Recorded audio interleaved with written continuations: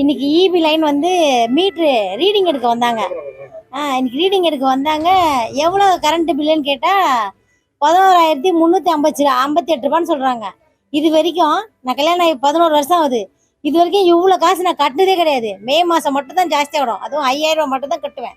ஆனால் இந்த வாட்டி அதுவும் ஜூலையில் வந்து கரண்ட் பில் எடுத்து 11,358 ரூபா சொல்கிறாங்க. எங்களால் தாங்கவே முடியல.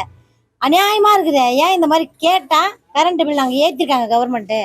என்னங்க நீங்கள் இந்த மாதிரி பண்ணீங்கன்னா கவர்மெண்ட்டை கேளுங்க, எங்களை ஏன் கேட்குறேன்னு கேட்குறாங்க. என்ன பதில் சொல்கிறது? கார்டில் எழுதுனாலும் எழுத மாட்டாங்க. எழுத மாட்டேன், உங்களுக்கு மெசேஜ் தான் வரும்.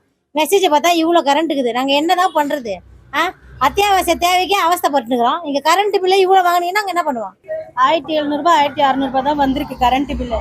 ஆனால் அதே இந்த மாதம் பார்த்தீங்கன்னா 7517 ரூபாய் வந்திருக்கு. இப்போ இந்த எங்கள் அப்பா வந்து ஒரு ப்ரைவேட் ஆஃபீஸில் வந்து ஒர்க் பண்ணியிருந்தாங்க. அவங்களுக்கு பென்ஷனே பார்த்தீங்கன்னா 4500 ரூபாய். அதுலேருந்து டபுளாக இருக்குது கரண்ட் பில்லு. எங்களுக்கு கரண்ட் பில்லு தான் நிறைய வருது. மேல் வீட்டில் இருக்க முடியல, ஜாஸ்தி வருது. எங்கள் பொண்ணு வீட்டிலோடய கிடையாது, 24 மணி நேரம் வேலைக்கு போயிருக்கா. அவளுக்கே 7000 கரண்ட் பில் வருது. மொத்தத்தில் 2 பேருக்கும் சேர்த்து 18,000 கரண்ட் வந்துருக்கு. போன மாதம் தான் கட்டணும்.